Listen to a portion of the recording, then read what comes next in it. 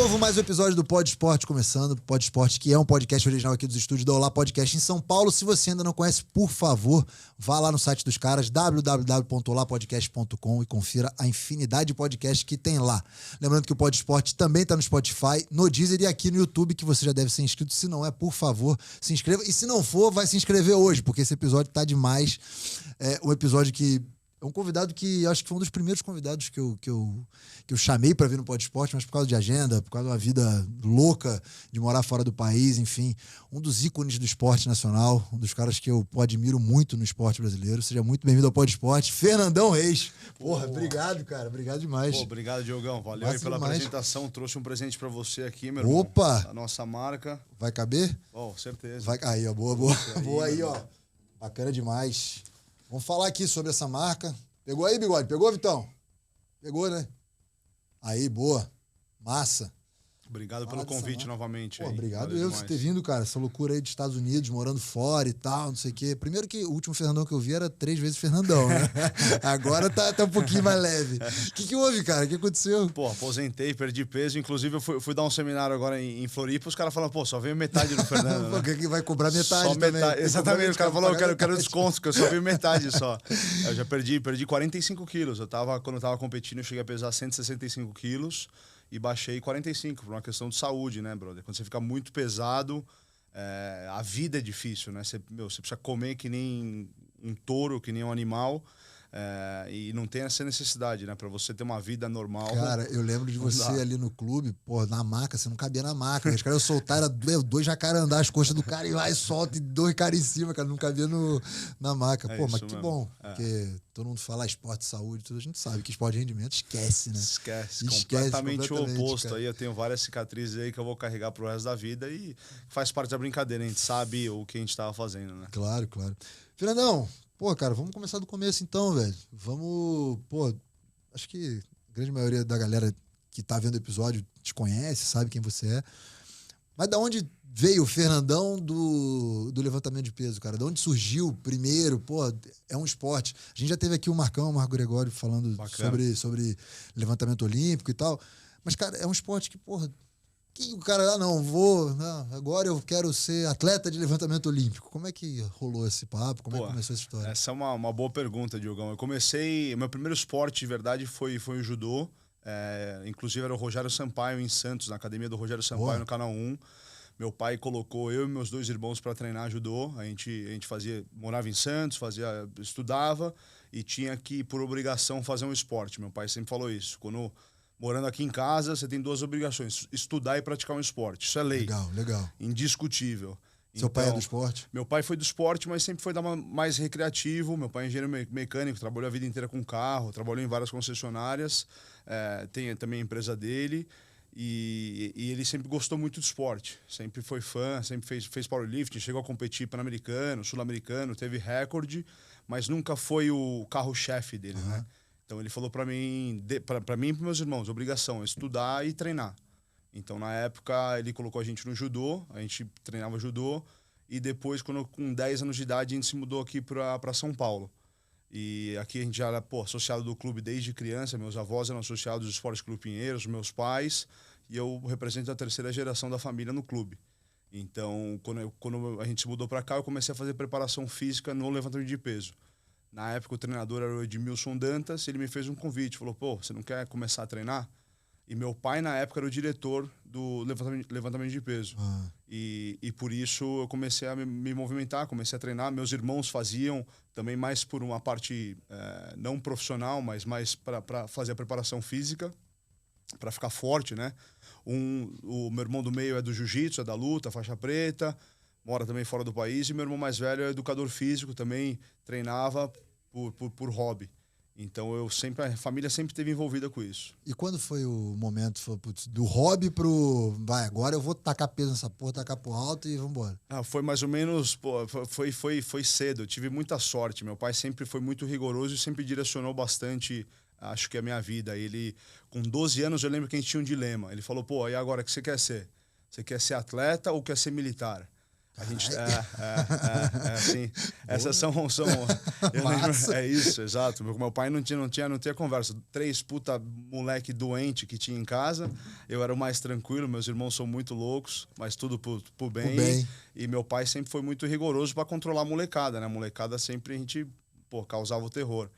Então, com 12 anos, ele falou, tem esse programa na AMAN, Academia Militar das Agulhas Negras, em Campinas, que você pode começar. O que você acha disso? Eu falei, legal, pai, vamos lá. A gente foi, conhecemos o espaço, tudo. Ou você pode continuar como atleta. O que você acha? Eu falei, eu gosto de ser atleta. Com 12 anos, isso? Com 12 anos. Com 12 anos eu fiz minha primeira tatuagem, brother. Com 40 anos não sei o que eu quero ainda da vida. Com 12 anos eu fiz minha primeira tatuagem. Você tem uma noção. Velho. Com 12 anos eu fiz minha primeira tatuagem. E daí eu comecei a ganhar os campeonatos, comecei a me destacar já como moleque, ninguém fazia isso. Com 13 anos eu fui o jovem mais... o brasileiro mais jovem a levantar 100 quilos acima da cabeça. Eu fiz 100 quilos de clean and jerk, de arremesso no caso, quebrando todos os recordes. Caralho, que já era com 13 anos. E depois, aos 15, eu já fui para o meu primeiro campeonato internacional, foi Pan-Americano Sub-15, onde eu quebrei todos os recordes, fui campeão Pan-Americano Sub-15. Não, peraí, só calma aí. Volta tudo, eu fiquei abismado com os 100 quilos aqui com 13 anos.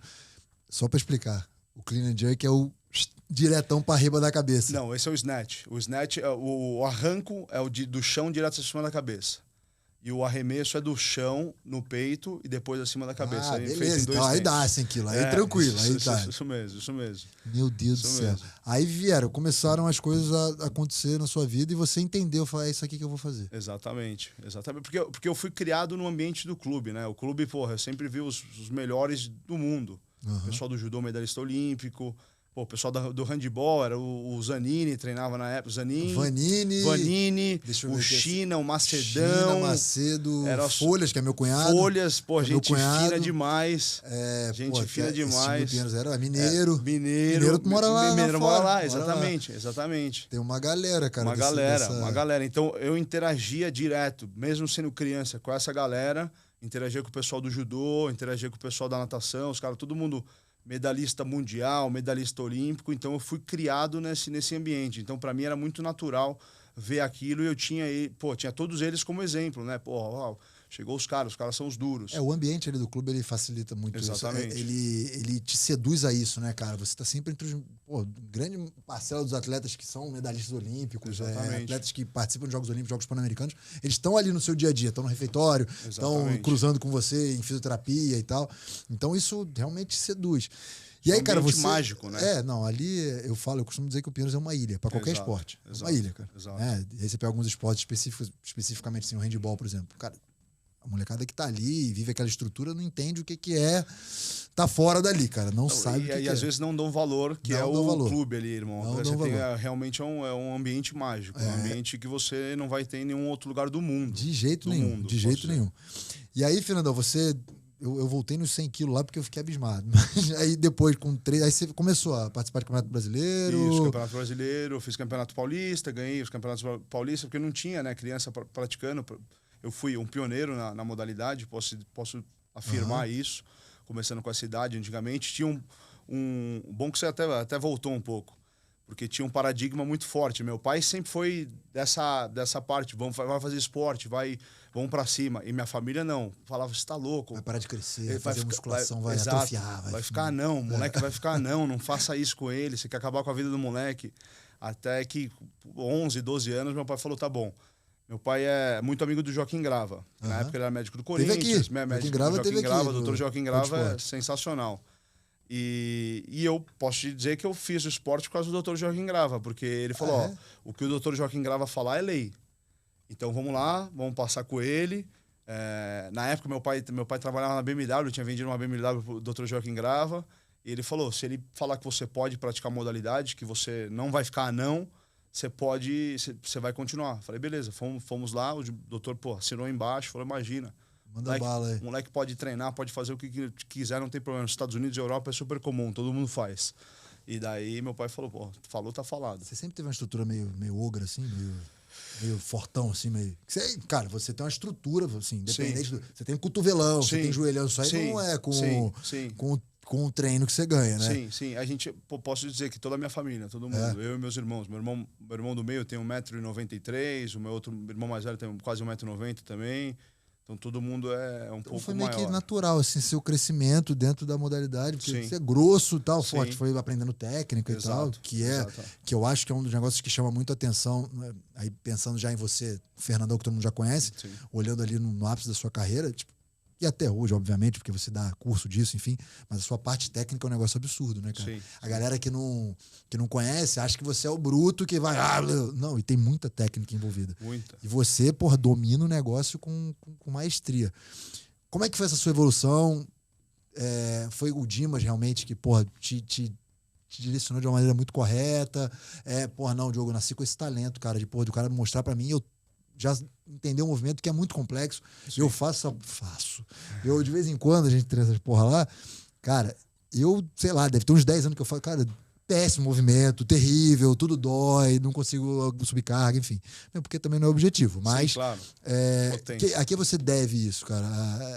É uma soma? Conta um pouquinho. Eu acho que, com certeza, foi um direcionamento do Dimas, ele realmente me passou muito bem a parte de treinamento. A gente era muito carente na parte de conhecimento, de didática para criança, né? Porque não existia isso. Então, a gente que praticamente difundiu e foi realmente abrindo no foice, né, o caminho. Mas com certeza eu tinha essa doutrina já desde moleque de casa, né, do meu pai, de trabalhar mais do que os outros, de treinar mais do que os outros. Então eu era o primeiro a chegar, o último a sair. Aquela história clichê. Eu sempre fiz muito isso. Então eu sempre fui muito focado, nunca fui de ficar saindo muito, mesmo de moleque, de curtir. Para mim eu lembro quando eu era moleque, eu ficava amarradão quando eu ia entrar de férias, porque eu podia treinar o dia inteiro no clube. Então, que moleque faz isso? Isso aí já mostra ser um cara diferente. Exatamente. De não, porra, quero férias, quero sumir do mundo, não. Quero viajar, não. Exatamente. Você queria treinar. Queria treinar. Pô, tudo caralho, cara. Isso explica muita coisa. Eu tinha esse diferencial. E também, todos os meus camaradas, todos os meus amigos sempre entenderam muito isso. A gente, tenho amigos desde infância que, não fui em festa de casamento, não fui isso. Eu deixei de vir em várias festas, mas normal. Que era o objetivo.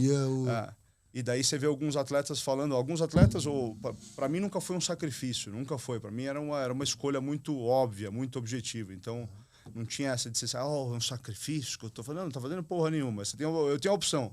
Ou eu vou pra festa, ou amanhã eu vou descansar porque eu vou treinar e eu vou ganhar todos os campeonatos que eu puder ganhar. E assim, você falando isso, não me comparando a você, mas um negócio que talvez a gente tenha de muito parecido é gostar do processo.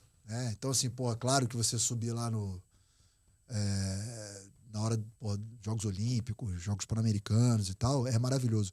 Mas se você não gosta do processo, do dia a dia... Tá ferrado. Cara, não dá. E assim, você mostra isso. Quando você fala que, férias eu ia treinar, eu ia me virar lá, porque eu ia me quebrar, me matar, de fazer as paradas. Eu sempre gostei muito de competir. Lógico, eu sempre tive muito nervosismo, sempre senti medo de competir, mas eu sempre gostei muito. Durante a prova eu ficava amarradão. Então, eu lembro que tinha até atletas que falavam, não quero estar aqui, queria estar, sei lá, na praia, queria estar viajando, queria estar... Não tinha nenhum outro lugar no mundo que eu queria era estar na competição. Então, eu estava amarradão quando eu estava na competição. E eu sabia que para estar bem na competição, comigo mesmo, eu tinha que treinar mais com todo mundo. Tá preparado. Tá preparado, tá com a consciência tranquila de que tá preparado. Exatamente. Fernandão, e quando que, você vira o Fernandão? Quando que o mundo começa a olhar e fala, caralho, vai ter um brazuca lá, meu irmão. O cara é meio grosso, meio bruto. Como é que foi que aconteceu isso, cara? Com certeza o mundo me conheceu antes do Brasil, que foi no Mundial Juvenil, que foi na Bulgária, 2010, em Sofia. Lugar assim, cara, na Bulgária. Eu competi em todos esses lugares. A minha vida inteira eu competi nesses buracos aí. Caralho. É que os caras reclamam aqui de democracia, tudo. Vai conhecer lá o espacinho dos caras. Vai lá. Aqui é fácil. Aqui vai na rua. Vai lá nesses lugares. Azerbaijão, Uzbequistão, Uzbequistão da vida. Vai lá protestar qualquer coisa, você vai ver. Perde um dedinho aqui, perde um dedinho acolá. Porra, lá não tem história, irmão. Eu competi em todos esses países a minha vida inteira. Então, no Mundial de 2010... eu fui medalhista mundial juvenil, ganhei de todos os norte-americanos que estavam na minha categoria e só perdi para um armênio e para um russo. E daí, nessa competição, os caras... Porque eu lembro que, desde moleque, eu ia competir Mundial Juvenil com 17, 18, 19. Os caras olhavam o Brasil no placar, né? Antes da competição, dava risada. Dava risada. É samba, é qualquer outra coisa, menos força e menos levantamento de peso olímpico. Daí, nesse dia que eu ganhei a medalha, os caras, começaram a respeitar. A gente chegava nos outros campeonatos, todo mundo já vinha cumprimentar, já sabia... Com 17 anos? Com 19 para 20. 19 para 20. 19 para 20 anos, que é o último ano de juvenil, depois você entra para adulto. Entendi. Então, com 19 para 20, eu peguei a medalha do Mundial Juvenil. E aí, o mundo já... Opa, se despertou. Quem é Fernandão, quem tá na área, tá chegando e tal. E você foi para Guadalajara, cara? Jogos Pan-Americanos de Guadalajara? Foi daí que o Brasil começou a falar, que a gente ganhou... E foi muito louco, porque eu fui para o Rio de Janeiro, que foi em 2007. Eu tinha 17 anos de idade, eu fiquei em último colocado. Por ser muito jovem, por ser um campeonato com nível muito alto. Jogos Pan-Americanos é um nível alto. Exatamente, Jogos Pan-Americanos é um nível alto. Já tem a grande parte... Cuba, Estados Unidos, Venezuela... Todos esses países, até a própria Colômbia, eles seguem muito a parte da malha soviética. Eles têm muita influência. A história da Guerra Fria. Exatamente. Então, eles têm uns treinadores muito bons que desenvolveram o esporte. Os caras são muito fortes. Cuba sempre foi muito forte. Hoje em dia não tem nada. Os caras não tem nem comida. Mas, é mesmo? Cuba esquece. Esquece. Todo mundo que era bom saiu fora porque os caras não tem mais nada lá. Puta que E então esses países sempre foram muito fortes. E eu fiquei em último colocado na minha categoria. Eu falei, e é normal, fiquei muito triste, lógico, 17 anos, mas eu falei, o último, eu falei, em 4 anos eu vou ganhar esta merda. Então eu falei, 4 anos depois eu ganhei e quebrei os recordes pan-americanos, Guadalajara. Foi daí que eu me sagrei o homem mais forte das Américas. E depois disso, eu já desde juvenil, que eu vinha... Caralho, com ganhando, 21, Fernandão. E com 21 eu fui campeão dos Jogos Pan-Americanos e quebrei os recordes. O LPO, existe uma maturação, tipo, não estou comparando com o fisiculturismo, mas, por exemplo, fisiculturismo, quanto mais velho o cara vai ficando, mais tempo ele vai tendo de treino, não sei o quê, ele vai tendo uma maturação melhor da musculatura e tal, não sei o quê. O LPO não necessariamente o mais velho ele melhora, ou realmente com 21 foi um absurdo que você fez? Como é que... Não, essa pergunta é muito boa, Diogão. Para você desenvolver um atleta de alta performance, geralmente, você precisa de 3 ciclos olímpicos, 12 anos. Então é muito comum nos Estados Unidos, Europa, Ásia, começar com 10 anos, 9 anos de idade, a galera já inicia. Então aos 20, 21, 22, já tem um pessoal muito bom. Aos 30, já mais ou menos você começa a estagnar. Pelo seguinte motivo, por mais que você tenha muita força, que é o ápice do homem, né? E da mulher também, pico de testosterona, você está muito forte, está bem condicionado, você começa a perder potência. Então, a partir do momento que você começa a perder potência, você não consegue ser efetivo, principalmente no arranco, que é um movimento de muita potência. Então, às vezes, você tem até... Você deve passar por isso. Você deve pegar o peso e falar, tá leve, eu consigo levantar isso. E você tenta fazer e não vai. Porque você não tem a conexão neuromuscular. Você manda, o seu cérebro tá mandando, só que o seu músculo não... Isso hoje lá. Isso é muito comum, É mesmo, tem uma idade... Depois dos 30 anos, todo mundo começa a perder a primeira característica, a potência. Então, é muito comum. Você não consegue ver um pesista com 35, 37, 38. É impossível. Tem um ou outro na história que ficaram... São as aberrações. Exatamente, na cabeça. Porém, você tem outras modalidades de força que você consegue continuar fazendo força, powerlifting, um levantamento de peso básico, o strongman. Você consegue, com 38, 39, ser mais velho. A força vem.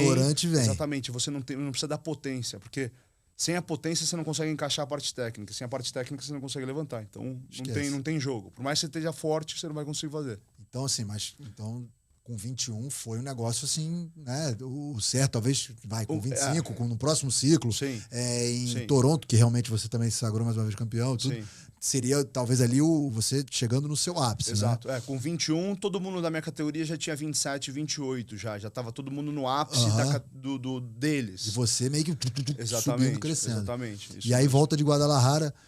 Mudou muita coisa na sua vida, voltando de Guadalajara? Com o título pan-americano? Mudou um pouco em termos de reconhecimento, um pouco a galera já começa a te reconhecer, já sabe quem você é. Eu carrego até hoje, o homem mais forte das Américas. Então teve um pouquinho de reconhecimento nessa parte. Mas em termos de Investimento, algo assim? investimento, puta, eu já comecei já a montar minha empresa, começamos a fazer algumas coisas por fora, então fui criando já uma boa estrutura para minha vida. E nessa época também eu já estava já fazendo faculdade fora, 2020, e quando eu estava com 21 anos eu já estava fazendo faculdade fora, eu comecei com 20 anos. Então você estava treinando lá já? Estava treinando lá já, isso, boa. Vamos voltar um pouco. Depois, vamos voltar. Em 2010, 2009 para 2010, quando eu ganhei a medalha do Mundial Juvenil, eu recebi uma proposta dos Estados Unidos para fazer faculdade lá. Então eu lembro muito bem, quando a gente recebeu essa proposta, no outro dia, meus pais me colocaram no avião e falaram, vai.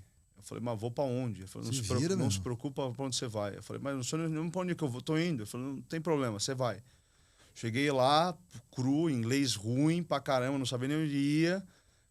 Já estava feito a inscrição, tudo, comecei a faculdade.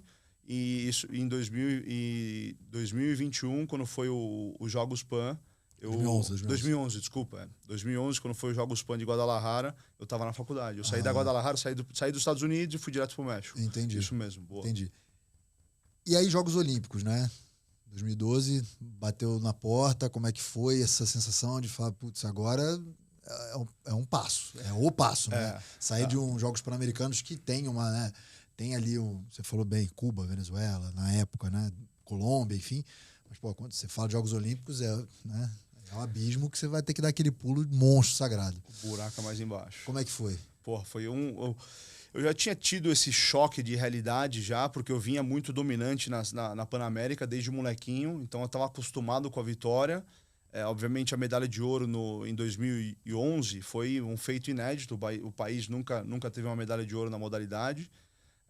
Qual tinha sido a melhor colocação? Medalha de bronze, foi o Dimas. O Dimas chegou. Eu não sei se foi nos Jogos Pan, posso estar enganado, mas eu sei que ele tem medalha de Pan-Americano, eu não sei, mas medalha de ouro foi inédito. Tanto que até tem uma história engraçada que o pessoal do Comitê Olímpico, porra, eles por falta de conhecimento até, que não deveria ser, que são os gestores dos esportes, eles estavam fazendo uma reunião antes de começar os Jogos Pan. E o pessoal tava falando, boa, natação, 10 medalhas, o outro não sei o quê, fazendo as projeções como vai rolar. Normal, sempre normal, fazem, exatamente. E eu não tava nessa sala, mas estava um atleta do levantamento de peso. Daí falaram o levantamento de peso, os caras deram risada. Deram risada. Deram risada. Daí quando eu peguei a medalha, eu voltei, medalha de ouro, campeão, a gente sabia que você era o campeão. Né, seus pelas ali começou, né? Ali começou você entender o sistema. Exatamente. Ali começou, já sabia mais ou menos como é que a banda tocava, mas aí você vai para Londres e aí você falou que já tinha tomado, né, um susto antes. Susto não, de ver a diferença que é. Porque o Mundial de 2011 foi na Turquia e eu competi no Grupo A, que é o grupo mais forte do mundo, onde tem os 10 homens mais fortes do mundo. Então, para você ter um parâmetro, nos Jogos Pan, eu aquecia junto com o pessoal e daí a gente entra junto praticamente na competição.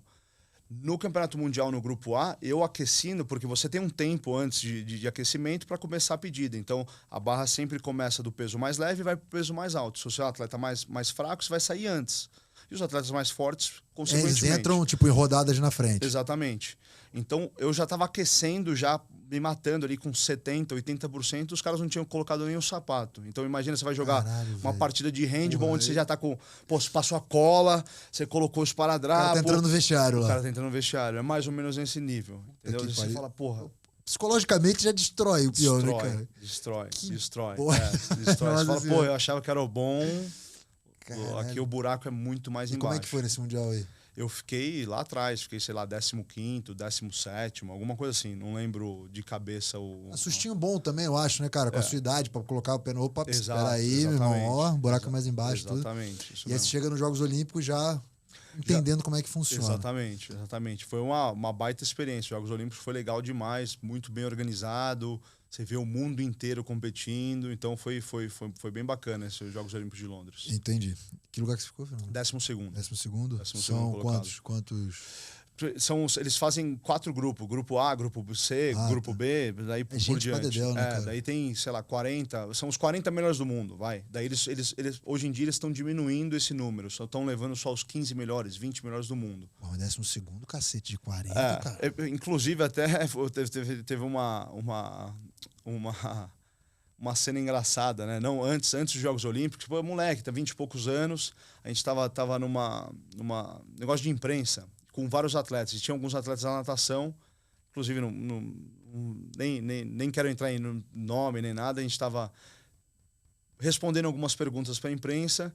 Aí perguntaram para esse atleta da natação, pô, qual que é o prognóstico, como é que vai ser? O cara falou, e o moleque, eu lembro muito bem que ele estava do meu lado, ele falou, a medalha já é minha, estamos certo. Eu olhei, pô, caraca, confiança é o nome dele, pô. Exato, falei, pô, o moleque é o brabo. Eu não sabia, eu não conhecia, então falei, realmente o cara... Isso foi no Pinheiros, inclusive. Falei, pô, esse moleque é o brabo. Falei, pô, legal, pô, o moleque se garante, legal, pô, tá confiante. Daí perguntaram pra mim, eu falei, pô, minha primeira Olimpíada, não sei muito bem. Sei nem que vou vai fazer, lá, exatamente, vou fazer força, então vai ser vamos ver o que vai acontecer. Bom, resumo da ópera. Eu fiquei em 12º, ele ficou em 12º também. Porra, eu pensei comigo. Discurso, né? E o moleque com vários patrocínios, irmão, em tudo que você imagina, bonezinho, pet, em tudo. Daí eu falei, porra. E você ali só fazendo seu esforcinho. Exato. Daí eu falei, eu preciso mudar um pouquinho o discurso. Falar, eu já ganhei a medalha, já eu sou o brabo, é comigo mesmo e... Pô, é foda, né, cara? Isso é uma linha muito tênue, cara. Exato, eu acho essa história da confiança. Exato. Tem os casos que, pô, ficam famosos, que o cara fala, não, bate no peito e resolve mesmo. Exato. Que aí são os, porra, Os Michael Jordan, é LeBron, é não sei o quê. E tem os caras que falam, você fala... são os baderneiros, tem bastante. São os banana. É. Aí, Fernandão, você... Bom, acaba a Olimpíada de Londres, a gente já sabe que a Olimpíada próxima vai ser no Brasil, no Rio. É um momento que... Você para estar nos Jogos Olímpicos, como é que funciona? Você precisa estar entre tantos do ranking mundial, é isso? Mudou. Vem mudando, mas na época a vaga era do país.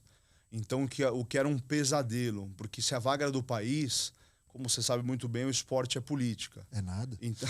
é nada. São seus olhos. São meus olhos, exatamente. Então, era um pesadelo. Porque o país tinha que competir com um certo número de atletas no Campeonato Mundial, e daí tinha um certo número de pontos que davam um certo número de vagas. Então, o Brasil conseguiu uma vaga, e daí era um estresse danado para provar realmente que eu era o melhor, que eu tinha que ser selecionado, enfim, por diversos motivos. E daí mudou para próximas Olimpíadas de 2016, a vaga virou do atleta. Então já melhorou esse Entendi. porque... Você fez a marca lá, meu irmão. Exatamente. Tá dentro, por exemplo, você ganhou o Campeonato Continental, ganhou os Jogos Pan-Americanos. Tá dentro. Os Jogos Pan-Americanos da vaga, igual o handball. Exatamente. Da vaga direto. Exatamente. Quantos atletas participaram do Rio? Só antes da gente falar do pré. Do Brasil. Foi equipe completa, 8 masculinos e 7 femininos. Na época era 8 masculinos e 7 femininos. Mudaram também. A equipe completa. Por ser país sede, eles permitiram que fosse todo mundo competir. Uhum. Tá, então vamos voltar lá para Londres. Então, quando você conquista o 12º lugar, qual que é o seu sentimento, cara, de falar, putz, você com certeza teria mais uma Olimpíada, obviamente. Sim. Falar, caralho, meu, isso aqui 12º, vai, tenho 4 anos para treinar igual um camelo. Vou para as cabeças. Foi esse seu pensamento ou falar, vamos treinar, ver o que dá e tudo, ou não? Você falou, cara, eu tenho possibilidade de melhorar muito e crescer como realmente se deu. Sim. Né? Como é que foi esse processo? Eu atingi um sonho, que era ser atleta olímpico. Eu falei, eu já chequei esse sonho, agora eu tenho o objetivo de pegar uma medalha nos Jogos Olímpicos. Então vamos atrás desse objetivo. Custe o que custar, vamos meter ficha e vamos para cima fazer o que tiver que ser feito. E daí, tivemos que realmente ser mais profissional ainda. Daí entra muita a parte de briga, até briga política, porque você fala, eu tô brigando com os caras profissionais, então eu preciso ter uma estrutura profissional para conseguir... Como é que foi essa estrutura representar para vocês? Esse foi o primeiro choque, porque a gente sabe que o nosso esporte é cíclico aqui no Brasil, que acabou as Olimpíadas, acabou... Esquece o mundo. Esquece o mundo, esquece que você é atleta, Daqui a 3 anos vamos ver o que acontece. Exatamente. 6 meses antes dos próximos Jogos Olímpicos, então esse já foi um baque já, porque todas as marcas que estavam apoiando, hoje em dia mudou, hoje em dia tem um apoio até que melhor, mas todas as marcas somem, não tem mais interesse, enfim, até... por causa da exposição. A gente sabe que você tem que ter uma exposição para você trazer retorno para a marca e a marca vai te dar dinheiro e vice-versa. Então, para entender como a banda tocava, esse já foi o primeiro choque de realidade. Posteriormente, a gente exigindo mais condição. Confederação, você tem dinheiro para caramba. O governo jogando dinheiro para tudo quanto é lado. Né, cara? Não faltou. Muito dinheiro. Todo mundo roubando dinheiro a rodo. Falei, irmão, você tá roubando o mundo, tem como deixar um pouquinho aqui só para me preparar melhor? Preciso de um fisioterapeuta bom, preciso de um médico bom, preciso, poxa, viajar bem, ter uma passagem melhor, que antigamente você deve ter passado bastante por isso, você ia competir... 78 pernas. É, pinga aqui, pega. Viagem que era de 10 horas, demora 78. Exatamente isso, exatamente isso. Quando eu era moleque, eu, graças a Deus, eu sou um cara afortunado, eu sempre tive uma condição um pouquinho melhor. Mas já cansei de dar dinheiro do bolso para os atletas que não tinham que comer durante essa viagem de 70 horas, que era daqui a ali. Ó, a gente vai no outro país aqui, que são 5 horas, você demora 70 horas para fazer a viagem. E os caras não davam tipo um voucher de comida, uma parada assim, um negócio bizarro, bizarro. Então eu vivenciei tudo isso, eu vi como funcionava o processo. Então daí já começaram os problemas cada vez maiores. Falaram, irmão, eu sei que tem dinheiro, é só você entrar, é tudo público. Tem como colocar o dinheiro na mesa? Ou você vai levar tudo e vai enfiar... Onde você vai enfiar esse dinheiro? Isso direto à confederação. Direto de qual confederação, exatamente. Mas a gente sabia que tudo é um guarda-chuva, né? Tudo vem de cima e começa errado desde cima e vai para baixo, continuando errado. Então, aí já começou piorar cada vez mais os meus problemas com o sistema, né? E a gente sabe que o sistema é brutal. E mesmo assim, você treinando e tal, chega em Toronto, atropela, deita, exatamente. todo mundo.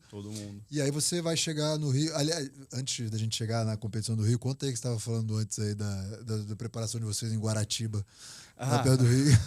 Essa foi boa. A gente foi fazer uma base de treinamento. Isso foi uma guerra antes de acontecer isso. Posso contar antes dessa guerra? Pode, claro. Então, antes conseguir essa base de treinamento, o clube estava em reforma. Então, a gente não tinha sala aqui, porque eles estavam melhorando a sala pro ano olímpico.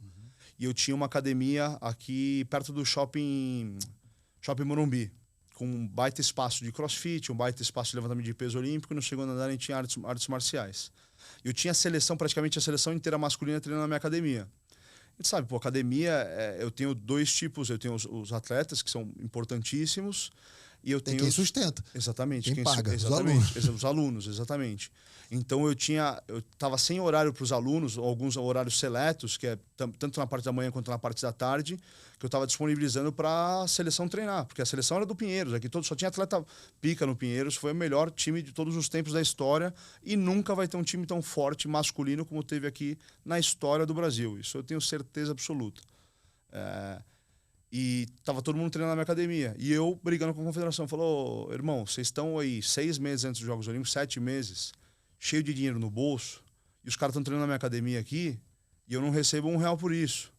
Vocês vão organizar alguma coisa? Como é que é? Cara, vocês treinavam... Estou treinando no meu espaço porque o Pinheiros estava fazendo a reforma. Eles fizeram a sala nova. Mas mesmo assim, cara, tipo, mesmo que do Pinheiros, a sala do Pinheiros não tivesse reforma, como é que a confederação não se apoia no Pinheiros? Exato. Mas eles sempre se apoiaram no Pinheiros, né? Então a confederação, a grande maioria das confederações, elas se apoiam nos clubes, né? Elas passam essa responsabilidade para o clube, né? E o clube é um formador de atleta, tem a melhor estrutura, porque tem organização, é diferenciado. O Clube Pinheiros é diferenciado, é um modelo a ser seguido, né? E as confederações são os modelos a serem extintos, né? Todas, eu acho que de todas que eu conheço... O modelo é grotesco, é grotesco. E nessa época ainda, que a gente tinha uma parte política um pouquinho mais complicada, o dinheiro... tava fluindo, a gente via cada barbaridade e, enfim, foi minha primeira guerra. Falando, irmão, todo mundo tá aqui treinando, vocês estão de sacanagem, dinheiro aí de rodo, Jogos Olímpicos chegando, e vocês estão de sacanagem. Caralho. Daí organizaram uma base em Guaratiba. Bacana, local, legal, bacana. Legal, vamos pra lá, vamos pra lá. Onde fica Guaratiba no Rio? Guaratiba, eu não sou muito bom também ali no Rio de Janeiro. Será que é pra lá de Jacarepaguá? Não, eu acho que é para baixo, se eu não me engano. Posso estar completamente enganado. Posso estar completamente enganado. Por isso que eu sou fajuto. Tem Pedra de Guaratiba, eu já ouvi falar, mas não sei pra que canto que é. Mas enfim. Não, é pro norte ou pro sul? Eu acho que é pro sul, se eu não me engano. Pro sul da Barra. Eu não sei. Enfim, whatever. É longe. Daí chegamos ali em Pedra de Guaratiba e montaram um centro. O Comitê Olímpico interviu, colocou uma galera muito boa para trabalhar, que, modéstia à parte, o pessoal que trabalha no Comitê Olímpico no campo fisioterapeuta, os médicos, os massagistas. Os caras são excelentes. Só quer fazer o negócio acontecer. Exatamente. Tem uma paixão e um amor muito grande pelo esporte. São pessoas... As pessoas que estão no campo, que trabalham, realmente são pessoas excelentes. E os gestores são os lixos. Eles se perpetuam ali no local porque realmente os caras fazem carreira usando o movimento olímpico, usando o amor pelo olimpismo. O famoso olimpismo. Quantas vezes eu escutei essa babagem? Quantas vezes eu escutei isso? Enfim. E daí montaram essa base, chegamos lá em Guaratiba. Bom, organizou, fizeram um briefing. Tinha o Edmilson, na época, era o responsável pelo corpo técnico. Então, ele montou um corpo técnico muito bom, fez um trabalho excelente. E daí, o cara que tomava conta da parte do centro de treinamento, como se fosse uma fazendinha. O cara falou, pessoal, deixa eu dar uma dica para vocês aqui. Tenta não sair muito, que essa área aqui é um pouquinho complicada, um pouquinho perigosa. Um pouquinho só. Aí, na primeira semana, cortaram a cabeça de 2 caras e deixaram no ponto de ônibus na frente da fazendinha. Você tinha que descer uma ladeira e lá embaixo tinha a cabeça de 2 caras, algum acerto de conta que fizeram, e deixaram lá embaixo. Um pouquinho perigoso do cara, a régua era meio... Exatamente. Mas deu certo, vocês treinaram lá 6 meses. Fizemos uma baita base de treinamento. A estrutura foi legal, né, Fernando? Foi legal, a estrutura foi muito boa. Montaram, tanto que em 6 meses eu saí de lá 2 vezes só. Caralho. Eu fiquei, internado 24 horas, a gente treinava 3 vezes por dia, 7 da manhã, 11, 5 da tarde. Tipo, uma loucura que a gente fez lá. Tanto que no final, já chegando perto do campeonato, eu comecei a ter umas lesões mais sérias. Daí eu tive que realmente sentar com o corpo técnico, sentei com o Dima, sentei com na época o treinador e falei, não tá funcionando para mim. Meu objetivo é a gente pegar essa medalha. Só que eu preciso chegar lá para conseguir pegar essa medalha. Tava tão over. Exatamente. Eu rompi o cotovelo 50%, rompi 100% o peitoral menor. Caralho, então isso foi no processo. E às vezes que eu saí de lá foi só por intervenção médica. Eu precisava fazer alguma intervenção médica e eu tinha que sair para fazer essa intervenção médica e voltava enjaulado. Então por isso você pegou a chave da Vila Olímpica, porque você foi o primeiro cara a entrar, você foi o cara que viu os problemas da Vila Olímpica e tal. Exatamente. Cara, Fernando foi o primeiro cara a entrar na Vila e o último a sair, exatamente. cara. A gente cruzava todo dia com o Fernando, cara, mas não acabou isso aí. Não, ainda tem não sei o que fazer, não. Porque eu sou o último atleta a competir no meu esporte, que é a categoria mais pesada, a categoria super pesada é a última a competir. Então todas as outras categorias vão feminino, leve, masculino, o meu é o último. Então sempre foi assim em toda a minha carreira. A gente viajava e eu sempre sou o último atleta a competir. E essa ansiedade, cara? É sinistro. Porque você vai vendo todo mundo ou caindo ou indo bem. Exatamente. Via de regra, todo mundo fazendo besteira. E daí, cada vez mais vai subindo a pressão. Fala, tem que segurar esse rojão aqui, vamos. E vai subindo o nervosismo e dá certo. E aí, é muita sacanagem esse seu 5º lugar, cara, na Olimpíada. Eu sei que deve ser um orgulho danado pra você, mas eu sei que no fundo você fala, puta que o pariu. Já dava pra ter pegado a medalha aí, só que eu tive um pouquinho de... Foi um acaso. Realmente, quando não é pra ser, não é pra ser. No evento teste, eu fiz 200 quilos de arranco, só que a plataforma cedeu. Os caras montaram errado a plataforma e eu era atleta mais pesado, que levantava mais peso. Quando eu estava subindo com o peso acima da cabeça, a plataforma cedeu, estalou meu cotovelo. Foi quando eu rompi o cotovelo 50%. Isso foi 4 meses antes dos Jogos Olímpicos. Então, eu tive que sair, fui para o hospital, fiz o PRP, fiz um monte de tratamento para conseguir voltar. Em 4 meses a gente conseguiu ainda competir relativamente. E antes disso, tive outro estiramento 100% do peitoral menor, treinando também. Então, eu cheguei um pouquinho com a carcaça... É que o si não existe no esporte, né? Mas, exato. O si não existe. Mas se você tivesse em plenas condições físicas, né? Não tivesse tido essas intercorrências, com certeza teria a medalha. A gente estaria ali, a gente chegou muito perto. Isso é uma das injustiças do esporte. Eu falo que tem muito atleta, por exemplo, no handebol, que tem alguns atletas que não participaram de Jogos Olímpicos porque as coisas do esporte. Exato. E eu sempre falo que é uma das injustiças, que é uma das grandes injustiças, alguns atletas não terem participado de Jogos Olímpicos. E, a sua não medalha, com certeza tá no hall do top 5 ali de injustiças olímpicas, cara. Porque, era tudo muito desenhado, cara. Mas as coisas acontecem como tem que acontecer. A gente só consegue controlar. Isso eu aprendi agora no final, já que eu já me aposentei, tô fora da parte esportiva, que as coisas acontecem como ela tem que acontecer. Então, a gente consegue controlar o que está na nossa frente. Treinamento, sono, fisioterapia, todos esses fatores que estão ao seu alcance, você consegue controlar. Você não consegue controlar o resultado da competição, é impossível. Você não consegue prever tudo, você não sabe que você vai se machucar sei lá, 4 meses antes. Isso você não consegue prever. Você consegue administrar, consegue tirar um pouquinho o pé melhor, mas você não consegue prever que a plataforma vai ceder. Isso aí os caras no evento cara. teste Os Jogos Olímpicos. Exatamente, cagaram e fizeram um negócio desse. Exatamente. Puta que pariu. Então, o cara deve ter sumido que montou a plataforma. Você caçou ele, não? Eu não sei do paradeiro. Saber. Não. Porque, porra, a gente tava tão focado já de fazer um negócio e, porra... Não, tô brincando, imagina, não tem como... Mas, puta, que bosta. Exato. E aí, Fernandão, do mesmo jeito que eu perguntei pra você, depois de Londres, qual foi o sentimento? 12º, não, vou treinar igual um cavalo pra minha medalha ser no Rio. Você chega no Rio em 5º lugar. E qual é o sentimento de falar, eu tenho mais um ciclo olímpico, irmão? Eu tenho. Eu sabia que eu tinha mais um e que eu tinha que pegar essa medalha. Eu falei, porra, agora a gente vai trabalhar mais ainda. Eu já sei, já conheço todo mundo, já sei cada macaco no seu galho, já sei como a banda toca. Vou tirar o pé. Já falei, porra, não adianta ter briga política, não adianta bater de frente, que o sistema é esse. E vai ficar e é um desgaste merda, seu, exatamente. Só você se prejudica. Exatamente. Vai ficar esta merda, porque logo depois eu tive uma reunião séria no Comitê Olímpico Brasileiro e eu vi que realmente não ia mudar absolutamente nada. Entendeu? Que os caras sabem que tá errado, sabem o que é errado, sabem que todo mundo tá errado. E é assim que é. Assim. Exatamente, assim que é. Porra, que triste, cara. Assim que é. E, inclusive, para você ter uma ideia como as coisas não são complicadas no esporte, o Edmilson, que fez um baita trabalho.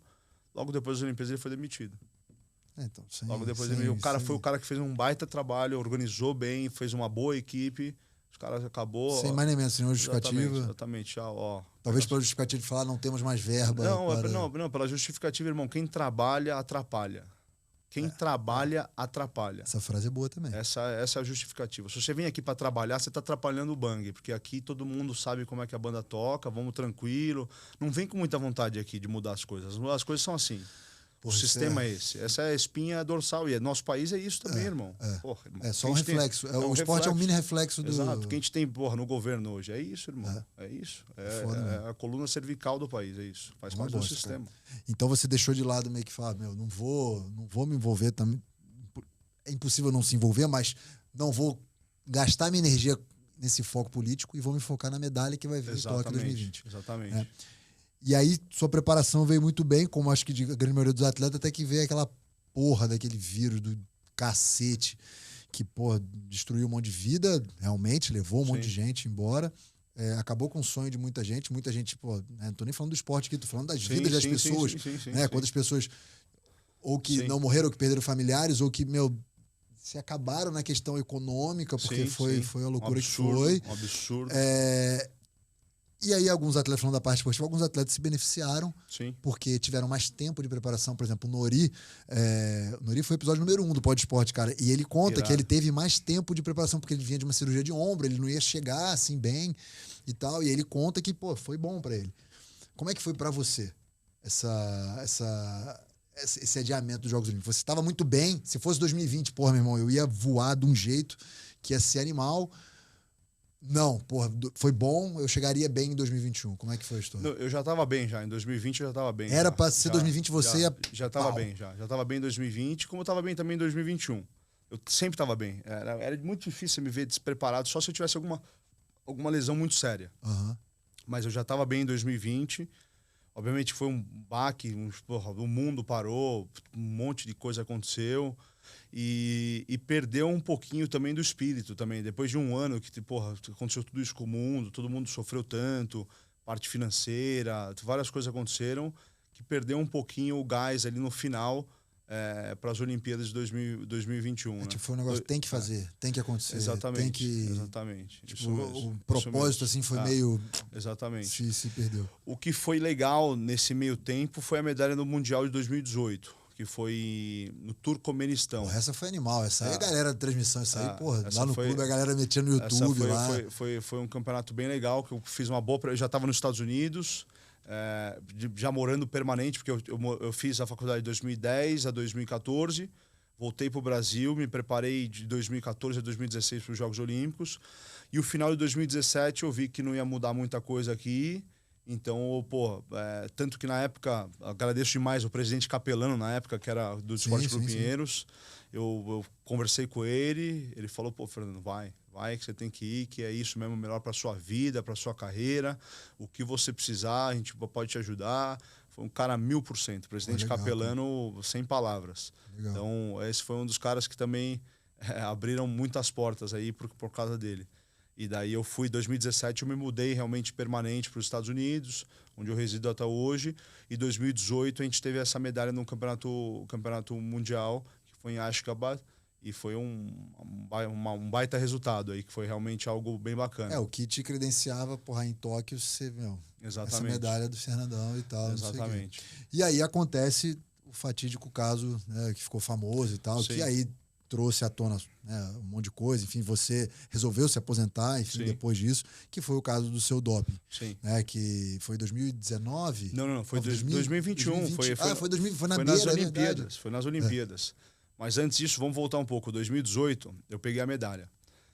E eu não lembro se você se lembra disso, eu competi com o macaquinho preto, só que tinha somente o logo do Esporte Clube Pinheiros. Porque era a única instituição que me pagava na época, o Esporte Clube Pinheiros. O Brasil não me dava R$1. Então, essa medalha, e eu competi com esse macaquinho justamente, eu amo meu país, gosto muito, mas por não receber, eu tenho... Você sabe da Bolsa Pódio, certo? Sim. Você tem, entre os 10 melhores do mundo, você tem direito a essa Bolsa Pódio. Que é o maior valor do programa Bolsa Pódio. Justamente. Então, até esse ano eu não recebia essa Bolsa Pódio porque a confederação não assinava. Os caras não gostam de mim, eu não gosto deles e é assim que é. Assim?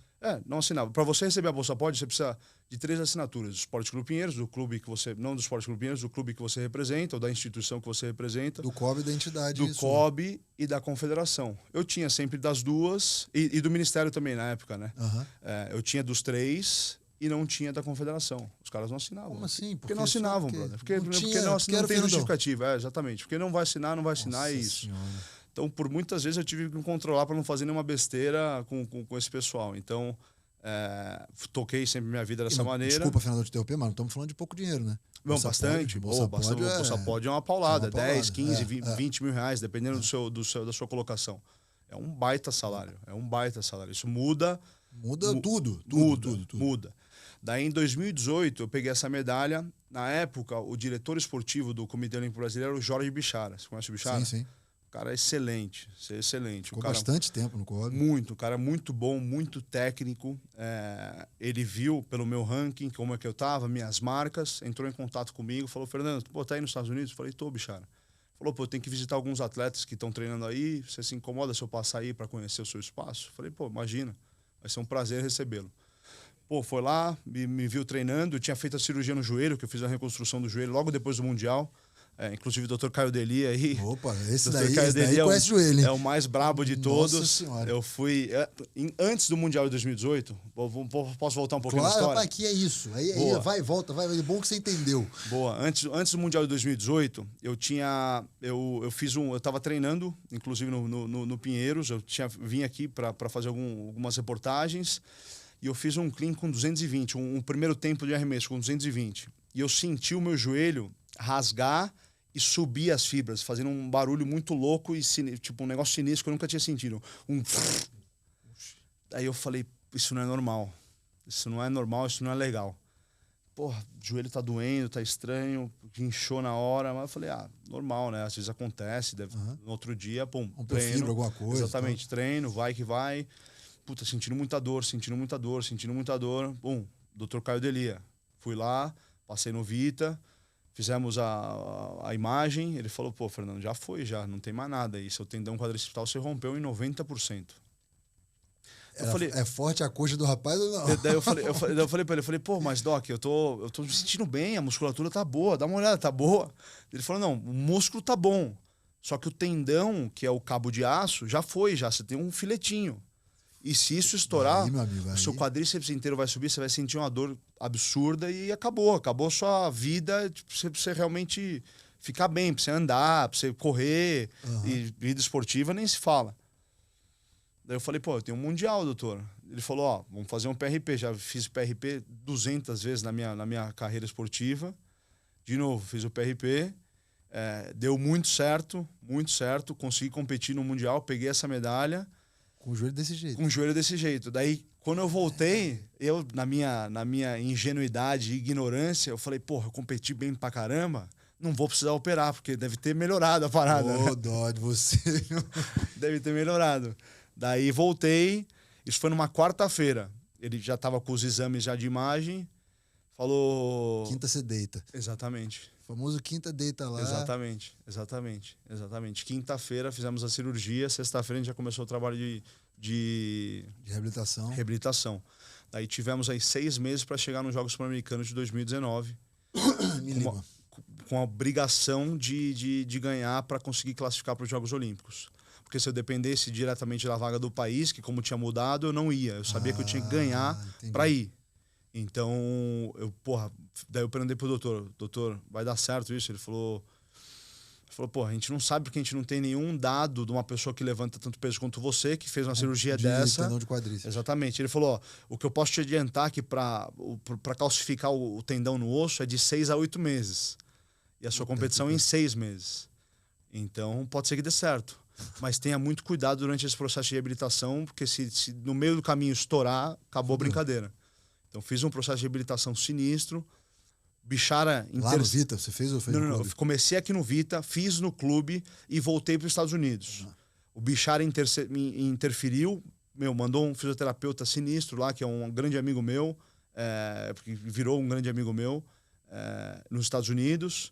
Colocou o cara para trabalhar comigo diretamente, falou, ó, o Comitê Olímpico vai tá fazendo isso por você vai estar recebendo essa bolsa. O Bichara intercedeu, falou, irmão, você é o... Pulou toda a etapa, exato, você é o cara, exatamente, você merece. Exatamente. Então, legal. Eu não pude pegar a medalha por causa do doping, mas a medalha, se eu pegasse, eu tinha que colocar em muitas pessoas. Várias pessoas tinham que colocar junto essa medalha comigo. E o Bichara é um deles. Então, eu não consegui... Fizemos a reabilitação, ganhamos os Jogos Pan-Americanos de 2019, e daí a gente foi fazer a preparação, fizemos a preparação, e nesse meio tempo mudou o governo do país. Não o governo entrou o Bolsonaro. Entrou o Bolsonaro, mudou o Ministério do Esporte, não foi mais, todo mundo começou a gritar, a chorar. Exatamente, todo mundo reclamando. Alguém do governo me ligou e falou, Fernando, você pelo seu ranking, não sei o quê, você deveria estar sendo pleiteado por esse benefício. Falei, sim, eu sei disso. O cara assinou, comecei a receber. Então, 6, 7 meses antes dos Jogos Olímpicos, eu comecei a receber o Bolsa Pódio. Então, para mim, foi do caralho isso. E, infelizmente, antes do 2021, teve a pandemia 2020, 2021, eles falaram, vamos fazer a preparação aqui no Rio de Janeiro. Desci por COB. Lá no time Brasil. No time Brasil, exatamente. Desci por COB e comecei a fazer a preparação. Assim que eu cheguei, que eu pisei, eu fui testado como nenhum atleta no mundo foi testado. Eu lembro disso, você comentando isso no clube, sabia? Em uma semana, eu fui testado 5 vezes. Me fala algum atleta que você conhece que foi testado 5 vezes. Nenhum. Eu tenho certeza no mundo que nenhum atleta foi tão testado quanto eu. Então os caras fizeram minha casinha junto com a confederação, junto com quem foi. Fizeram a casinha, mandaram meu sangue para Itália, fizeram estudo, fizeram não sei o quê. E depois eu aprendi que o advogado que a gente contratou também era um advogado muito bom, o Dr. Marcelo Franklin. Ele falou várias coisas que eu não sabia. Que o exame de sangue, quando você faz o exame de doping, ele sai o resultado em 2, 3 dias. Ou seja, eu comecei a fazer a preparação 2 meses e meio antes dos Jogos Olímpicos. Eles seguraram essa informação quando sai a amostra A, saiu alguma alteração, saiu na amostra A. Você tem a possibilidade de fazer a defesa para depois sair a amostra B. Daí assim que sai a amostra B, bate o martelo, positivo ou negativo, certo? O meu saiu a amostra A, não ficamos sabendo. Passaram 2 meses e meio, numa sexta-feira à tarde, quando eu estava embarcando para os Estados Unidos, que eu ia ficar 2, 3 dias com a minha mulher, e depois ia para Tóquio, saiu na mídia. Eu recebi pelo telefone aqui. Mentira. Juro por Deus, eu não fui notificado oficialmente. Daí meu celular começou a bombar, porque eu sei quem fez isso e eu sei o repórter que estava ligando. Eu sei como o cara funciona através de você dar um dinheirinho para ele, não é repórter, é fofoquinha. Você dá um dinheiro para ele, ele faz a fofoca que for. E daí o cara soltou essa nota, Fernando Reis pegou no doping não sei o quê, papapá, alteração. Sem estar em nenhum lugar. Sem estar em nenhum lugar. Oficial. Exato. Mas logo depois, eles mandaram um e-mail oficial da BCD. Saiu a Analytical Adverse, saiu alguma coisa adversa no seu sangue. Imediatamente, era sexta-feira, eles fizeram isso de propósito, porque eu estava indo para o aeroporto, sabiam que eu estava indo para o aeroporto, sabiam o horário da minha passagem, para realmente não ter nenhuma possibilidade de defesa. Porque eu tinha que embarcar sexta-feira eu estava indo para os Estados Unidos e quarta-feira era o meu voo para Tóquio. Então tinha uma janela e sábado e domingo ninguém trabalha. Uhum. Você tinha janela de 2 dias. Exatamente. Eu dei sorte que eu consegui entrar em contato com o advogado, o Dr. Marcelo Franklin, ele voltou, falou, vamos analisar, manda todos os suplementos que você está tomando. Mandei todos os suplementos. Ele teve um grupo técnico dele, de médicos, eles analisaram e falaram, não tem nada aqui que tenha perigo de contaminação. Um dos médicos falou, vai fazer um exame que se chama o MRI da sua cabeça, que é a ressonância da sua cabeça. Se sair uma variação na sua glândula pituitária, isso justifica essa variação que você tem de hormônio de crescimento. Ainda mais pelo seu peso corporal, que você está pesando 166 quilos, seu nível de estresse, os suplementos que você está tomando, as horas que eles coletaram os exames, isso justifica. Fui, fiz, batata, saiu a parada. Mandei para o médico, eles fizeram um laudo, o Dr. Marcelo Franklin conseguiu uma audiência de emergência lá, não sei exatamente o termo que era, não sei se era audiência, não sei o que era. Os caras entraram junto ao ABCD, entrou na história, isso nunca aconteceu, o advogado falou, o presidente da confederação entrou para assistir o negócio, que isso o presidente não tem que entrar, não tem que nem estar presente. Tanto que um dos deputados que estava lá falou, eu peço a descrição, porque já vazaram informações já sigilosas, a gente não sabe quem vazou, mas obviamente que se sabe, né? Mas não existe nenhuma prova para falar quem que vazou essas informações, então peço descrição de todas as partes que estão aqui. Foi através do Zoom. Eu estava nos Estados Unidos, eu entrei no Zoom para resolver esse problema. E daí já falaram, já de antemão, qualquer justificativa não vai justificar, o Fernando não vai competir. E o pessoal do COB falando, vem para cá, a gente sabe que a medalha é sua, a gente sabe que vai dar certo. Então eu estava, num estresse danado, tentando discutir, tentando ver o que é. Pariu, exatamente, e não rolou. Cara, não rolou. Assim, é inimaginável, porque a gente sempre fala, o cara dopado. A gente não sabe das histórias, né, do que realmente aconteceu. Você é um cara que eu conheço há muito tempo. Você é um cara que, desde que... o pouco que a gente conviveu no clube, você sempre foi um cara que falou, caralho, não aguento mais testar, toda hora testa. Assim, você via que não cabe a mim dizer se tinha alguma coisa estranha ou não, né? Sim. Você que estava ali no dia a dia e afirma que sim, porque né, realmente é muito estranho ser 5 dias na semana ser testado. Exato. Mas, cara, é injusto, né? Porque você mostrou o lado que... Não, porra, da onde veio esse negócio? E sempre para deixar aqui, sempre também para deixar... quando eles montaram esse laboratório para o Rio de Janeiro, que era o laboratório ABCD, foi o laboratório mais caro do mundo. Eles gastaram bilhões e milhões de dólares. E eles perderam o credenciamento por falta de seguirem o protocolo como deve seguir o protocolo da UADA. Então eles perderam esse credenciamento e depois gastaram mais rios de dinheiro e conseguiram de novo. Então os caras são cheios de querer cagar a regra, mas nem eles conseguem seguir a própria regra. Entendi. Então eu não posso afirmar, porque eu não estou dentro do laboratório, mas eu sei como funciona a máquina. E aí você deixa de participar dos Jogos Olímpicos e aí toma a decisão realmente de que... Para mim, a história do esporte do LPO para você... Eu já tinha tomado antes, eu já tinha conversado com o Bichara, já falei, isso aqui é a minha última corrida, já estava no limite do meu corpo, já muita lesão, muita dor. No mesmo ano eu fiz 4 procedimentos no quadril, tanto que o Dr. Sazon, Rodrigo Sazon, do Comitê Olímpico Brasileiro, um cara, um amor de pessoa, gente boa demais. A gente já tinha um cronograma já, porque como eu fiz a cirurgia no joelho, eu estava desbalanceado. No peso, você acaba se machucando sempre em X. Então eu machuquei o joelho esquerdo, depois, por causa da sobrecarga, você vai machucar o quadril esquerdo. O contrário, cruzado. Desculpa, joelho esquerdo, quadril direito. Depois, você vai machucar o ombro esquerdo. Depois o cotovelo direito. E assim por diante. Você sempre machuca em X. Então chegava a cada 40 dias, já o meu quadril começava a travar. O doutor já falava, já está na hora, vamos fazer ácido hialurônico. Você é meu amigo também.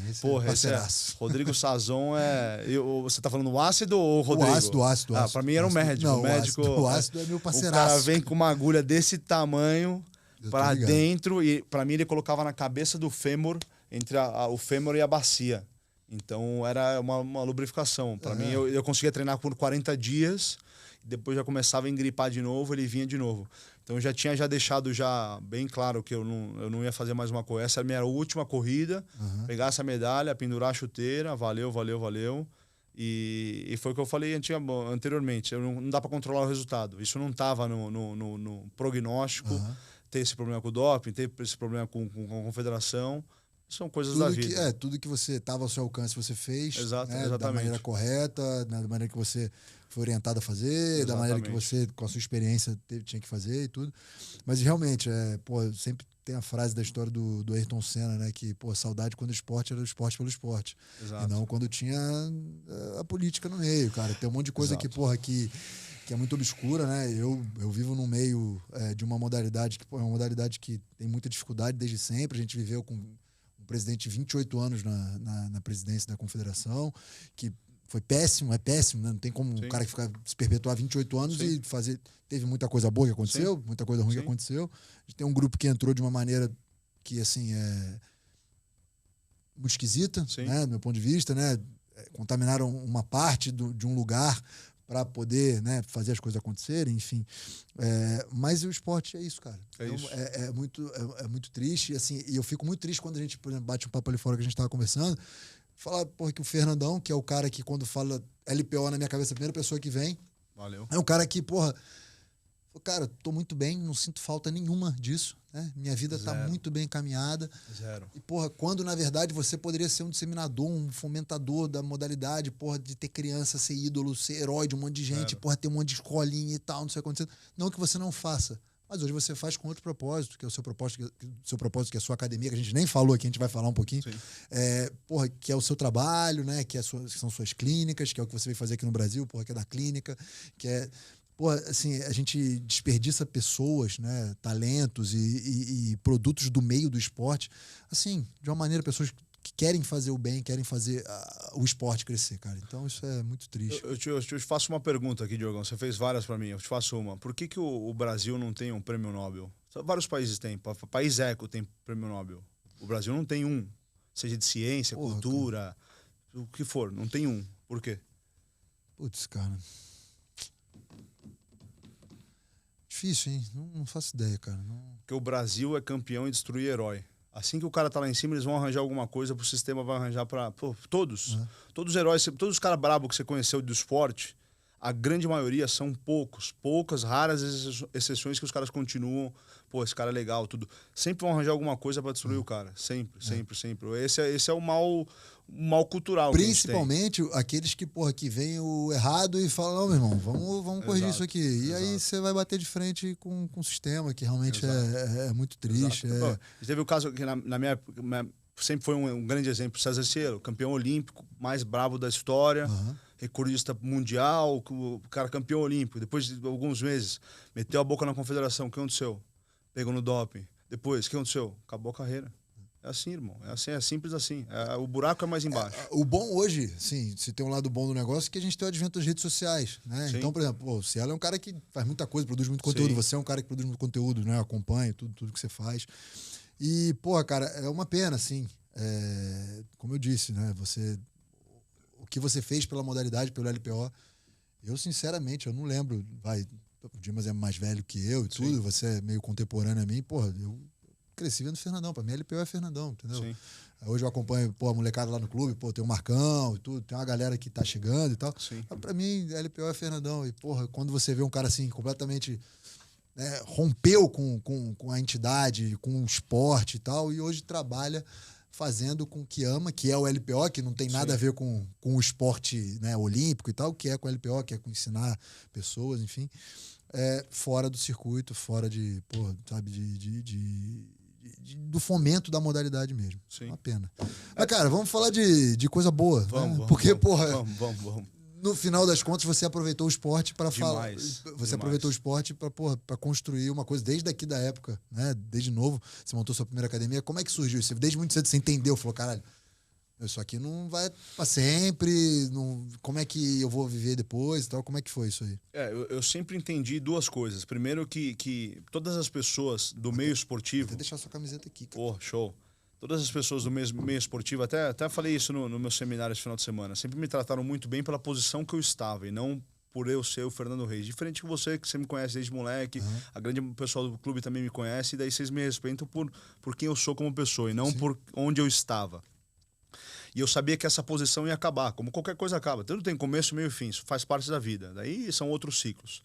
E eu comecei a ver, junto com o pessoal do mundo, né? O CrossFit teve um boom muito grande.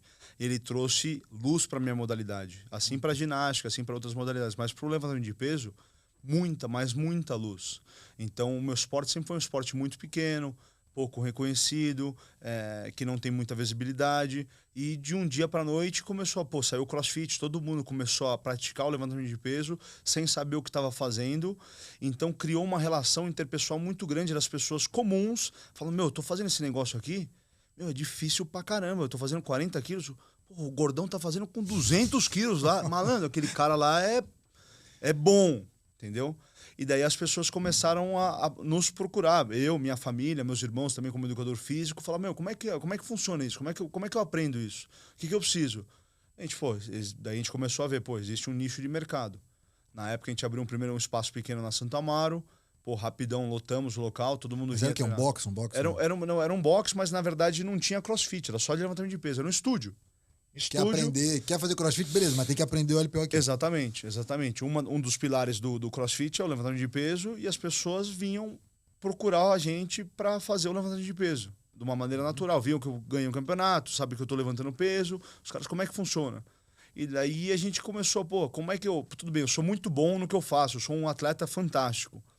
Mas como é que eu ensino essa bagaça? É completamente diferente, tá parado. Exatamente. Como é que eu ensino isso? Então a gente cria um sistema onde a gente fragmenta todo o processo de aprendizado, passo 1, passo 2, quais são os pré-requisitos para você fazer da maneira mais segura possível. Você consegue fazer os pré-requisitos? Bom, beleza, daí a gente vai para o próximo passo, a gente vai fazer o ensino agora dos movimentos. Então, por exemplo, a galera já, no caso, no CrossFit, que eles falam snatch, né? O arranco. Pô, eu quero aprender o arranco. Daí a gente fala, calma. Você tem os pré-requisitos? Você consegue fazer um bom agachamento? Você consegue fazer um bom overhead, agachar com a barra acima da cabeça? Você consegue sustentar a barra? Bom, não consigo. Então vamos trabalhar essa posição. Trabalha o agachamento, desenvolve o agachamento, pô, tá legal. Próximo passo, vamos fazer um overhead. Pô, faço um overhead muito bem feito. Bom, bacana. Consegue sustentar a barra? Consigo sustentar a barra. Agora a gente vai aplicar o snatch. Daí o cara vai lá, exatamente. Daí o cara vai lá e consegue fazer, porra, é mágica. Não é.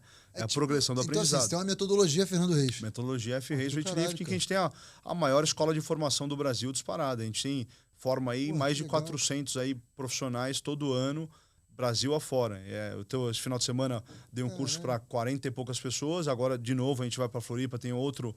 Eu dei o Level 2, onde a gente fez. Nossa ideia. A gente desenvolveu a escola que é praticamente uma graduação no levantamento de peso olímpico. Level 1, F-Reis Weightlifting Level 1, a gente faz a introdução ao levantamento de peso. Um pouquinho da história, a maneira mais segura, como iniciar a criança, como que ensina o levantamento de peso. E a maioria dos boxes de CrossFit, a gente tem hoje em dia, são 1.500 boxes de CrossFit espalhados pelo Brasil inteiro. Eles vêm, fazem um curso e levam o conhecimento. No nosso Level 2, a gente faz a periodização e programação. Então, os coaches dessas boxes vêm pra gente, a gente faz, assim que você vai periodizar, assim que você vai fazer a planificação, isso é o objetivo de cada período, você vai desenvolver isso, volume, intensidade, daí por diante. O nosso Level 3, a gente ensina todas as regras de competição e como funciona o sistema de competição. Então, nosso objetivo é que esses boxes de CrossFit possam sediar um campeonato de levantamento de peso no espaço deles, sem depender da gente. O cara vai aprender, eu sou o head coach do box e no Macapá. Eu quero trazer um campeonato aqui, como é que eu faço? Eu vou lá, faço a certificação, aprendo e levo o campeonato pro meu box. Na minha região eu consigo espalhar. Agora pense esse cara da confederação que vai estar feliz com não, você. Irmão, Diogão, assim que saiu isso, qual que era o objetivo dos caras? Eles acharam que ia acabar. O Fernando Reis falou, não, irmão, só ficou mais forte. Meus cursos aumentou de uma maneira absurda. Bombando. Depois das Olimpíadas, mais ainda. Daí eu recebi uma notificação que eu não podia fazer isso que eu estava fazendo. Porque eu estou indo contra as regras. Chancela. Que eu não contra a ABCD. Falei, irmão, eu quero que vocês vão pra puta que pariu, todo mundo. Exatamente. É porque eles têm todos os gestores esportivos, eles têm um grande defeito que eles acham que são dono da parada. Você não é dono. O presidente da sua confederação não é dono, o presidente da minha confederação não é dono. Os caras vão morrer, o esporte vai continuar. Só que, ao invés de os caras usarem essa posição que eles têm de superioridade, ou essa posição que eles têm privilegiada para alavancar a parada, não. Eles querem deixar o lixo que está e piorar a coisa se eles conseguirem. Cara, como assim? O cara, mas o cara deve estar muito puto. Porque, pô, você criou um curso de certificação, você criou Não, o meu é o maior do Brasil disparado, irmão. Você criou disparado. um curso. E assim, é um negócio que... E é legal, porque, pô, independe de chancela. Você, a chancela quem dá sou eu. Eu tenho box no Brasil inteiro que seguem minha chancela. Eu ensino depois... Exatamente. A box paga um royalty para mim, eles seguem a minha metodologia. Todos os professores geralmente são graduados comigo. E dá muito certo. Todos os caras falam, Fernando, depois que a gente fez isso, a qualidade de ensino é muito grande, a retenção de cliente é muito grande, porque os alunos... doer, exatamente. Qual que é a pior coisa? Quando um aluno vai pro seu box, o cara se machuca, pô, não vou fazer mais isso, porque o negócio machuca. Se você fizer errado, você vai se machucar. Eu sei. Isso é... Você sabe bem. Você sabe bem. E o pessoal que faz a preparação no clube sabe. Você vai se machucar. Isso é fato. Então, por isso que o esporte sempre teve esse estigma muito negativo, que machuca de verdade. Então, quando você aprende a fazer da maneira correta, você tem um professor capacitado, ele vai passar um treino de acordo com a classe. Cara, perfeito, e você diminui o índice de lesão absurdo, você tem uma maior retenção dos alunos e o negócio... Não, gênio. E para entrar isso nos Estados Unidos, foi tranquilo? Tranquilo. Eu fiz a minha certificação lá com a Federação Americana, de Level 1. Um dos motivos também que eu sou cidadão americano, já tirei minha cidadania, fiquei 5 anos com o meu green card, minha habilidade especial como atleta, e depois foi final do ano passado eu tirei minha cidadania. Eu sou cidadão americano também. Vontade danada de voltar que você tá. Não muito. Caralho, Fernandão, porra, cara, massa demais. Pô, passamos, sei lá quanto tempo ficou aqui de episódio, porra, mas se deixar aqui a gente vai trocando ideia, porra, papo muito bom, muito tranquilo. Acho que além de papo muito bom, muito tranquilo, muito sincero, né? De olho no olho, de ser... é isso que aconteceu, foi isso, é assim, minha carreira foi essa, obrigado esporte, valeu, aprendi muito, tô tocando minha vida, tocando, né, meus projetos e tudo.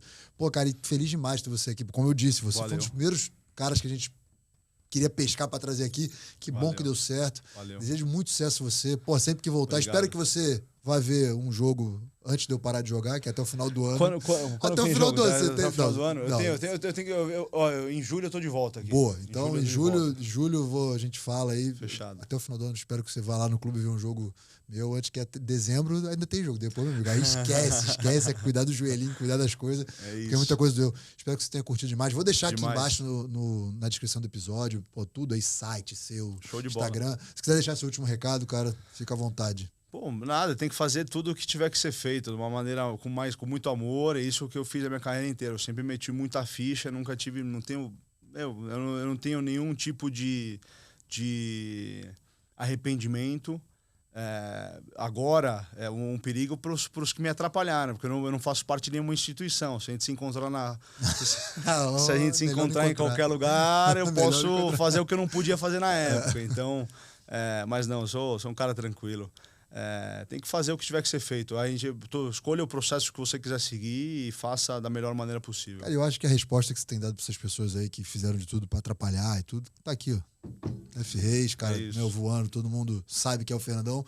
Esses caras aí, ninguém sabe quem é, né? A sua marca tá aí no mundo para sempre. Certo? Valeu demais, valeu, Fernandão. Obrigado. Obrigado pelo espaço aí, meu irmão. E para você que curtiu mais esse episódio do Pod Esporte, não esquece de se inscrever nos nossos canais, tá bom? Olá Podcast, Spotify, Deezer, YouTube. Espero que vocês tenham curtido esse papo incrível demais. Manda para todo mundo aí que ficou muito legal. Beleza?